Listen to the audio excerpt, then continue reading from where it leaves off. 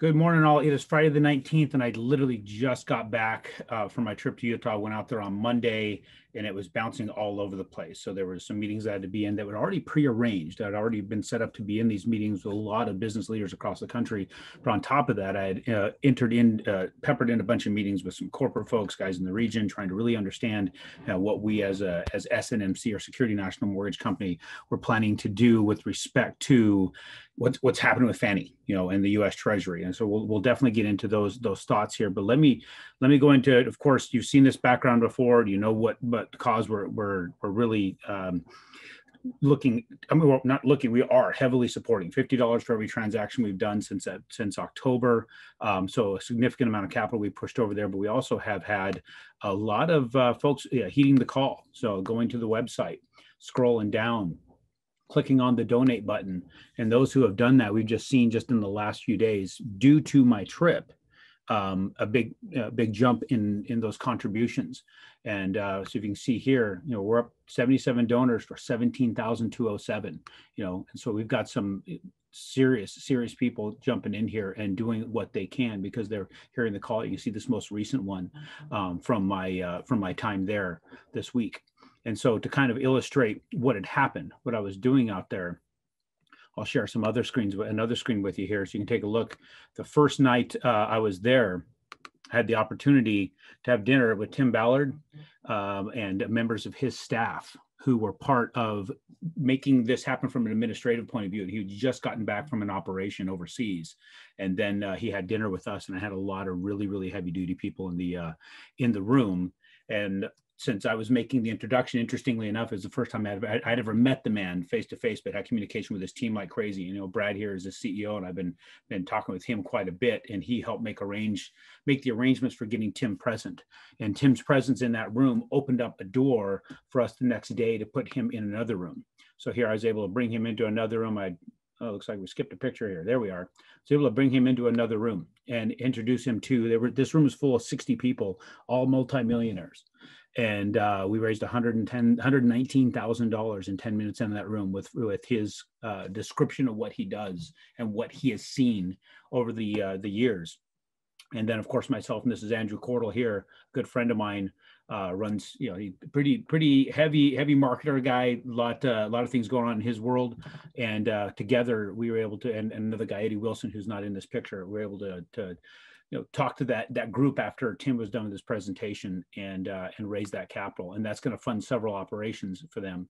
And so that other picture doesn't want to pop up. So that was me and Tim together after that room. So a lot of cool things happening. You cannot believe the stories we got to hear. It was really debilitating to hear what he has experienced. And as I'm watching him talk, and you can see I was looking at him in that meeting. So I'm watching his talks. You would see when he got into the descriptions of stuff that he walked in, that the hair would stand up on his arms. He would get goosebumps as he's describing this. So he's reliving and he's trying to. The emotion that was coming out of this man was amazing. So people couldn't help but jump in and say, we definitely want to donate.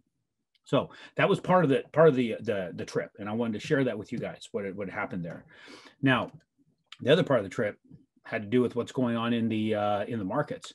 So one of the things we've noticed this week, a big thing, is there's a lot of questions going to Fed. So what's going to happen to the SLR, right? The bank's supplementary leverage ratio, meaning whatever they're invested in, they have to have a certain amount inside the bank's control, certain amount of cash inside the bank. They can't just be out there leveraged. Well, the problem with that is they're using a lot of that money to buy assets that are going to go up in value, right? Well, but if they have to keep it all in cash, what do we know about cash as real estate, just investors, period? The more it sits in cash, the less and less it's valued at. It continues to devalue over time. So if they're keeping their money in cash, their money it's not growing for them. So it's actually, in a way, it would be, in my opinion, this is just Aaron Chapman's opinion, be debilitating to the bank. So a lot of it was going into mortgage-backed securities, into treasuries, things that have a set growth pattern. As we witnessed last year, right around the same time when the market literally crashed and we saw mortgage-backed securities dump and interest rates go over 6% almost overnight, is because they were selling off all those assets so they could be liquid to pay for those margin calls they had in the market. Now, as a result of that, we saw what it did to the markets. Well, this right here at the Fed does not continue the SLR. What they have is basically they don't have to maintain that ratio presently, but if it goes through, meaning that the end of this month, if they're forced to have that certain percentage, they're going to have to sell off certain things, right? It's going to negatively impact the market. In fact, there are analysts. I've got an analyst comment here that says that in their opinion, that if the Fed doesn't do anything here or step in, his comments were more or less, he was just saying here, they're committed to keeping monetary policies supportive, not saying anything about what their plan is. He's saying things could get much worse. And he's thinking that they could see tax hikes, these gains steam, combined with that, the 10-year likely rising above 2%, we could see a stock market crash that would make our head spin.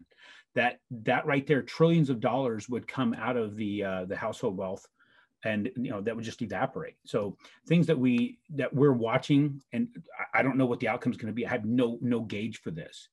So right now, mortgage-backed securities, everybody's just kind of pausing. We saw what happened with what Fannie Mae had experienced, also Freddie Mac had experienced with the U.S. Treasury. I spent some time talking with Dave Bennett, who you've seen on here before. He's my head of the secondary marketing department, who puts together things, securitizes those blocks, sells those out.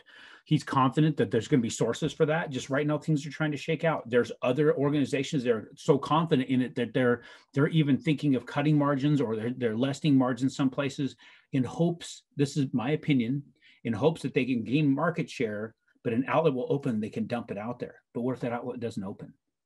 I don't know how that's going to help them. Gaining market share for something that you can't unload could possibly hurt, right? So we're right now, we looked at the viability of the product that we've been moving, right? So which, working with real estate investors, lots of them, 1,300 transactions a year last year. We looked at the performance of those products, and they're all performing very, very well, way better than the market.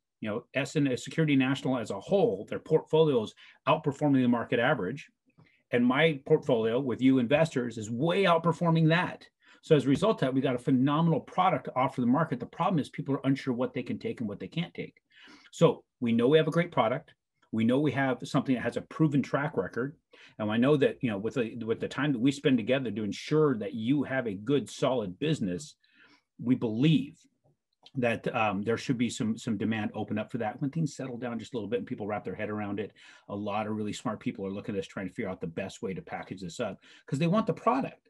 The reason we were getting such great rates is because so many people want that product. Fannie Mae themselves were saying, we want this product, right? Because its performance is great. So that's the information I've been given up to this point. So in my opinion, hang in there. We're going to get there. Also, guys, we're in the fours. That is phenomenal. I remember when people clamoring when it hit the fours. It just went nuts, right? Just because we touched threes doesn't mean that now's the time to stop because it went up. These are still so far below the rate of inflation. You're making money on the money. Yeah, I know your cash flow went up, but check and see before you decide that this deal may not work. Check and see what one rent raise of 3%. Whatever the base rent is, if it's $1,000 a month or $900 a month or $1,200 a month, raise that 3% and see what that does to your cash flow the next year. So you wait a year to actually make back whatever cash flow you thought you were going to get with a lower interest rate. But now the rate went up a little bit. Now that cash flow may have been diminished. 1 year raising rents will supplement that cash flow. And then you're going to do it again and do it again. You're going to compound growth, your cash flow. Think about these things before you get too upset about it, and know that there's great opportunity sitting there. And the people who are walking away from the opportunity because of the rates just got out of line so you can move up faster. So be happy that things went up, because there's a lot of people that are now wiping their hands of it and walking away because they were not investors. They were opportunivores. They were jumping in because they wanted to get in on the rates. That's not investing at all. Investors are going to take advantage now because people are leaving the line so they can move up. And you're actually going to start 2 years from now, you're not going to notice the difference in the cash flow because you can compound that. So think about those things before you make decisions on it. Reach out to us if you want to talk a little bit more about it, and just keep watching. Subscribe so that way you'll get more information as to when we know more about the market. Thank you.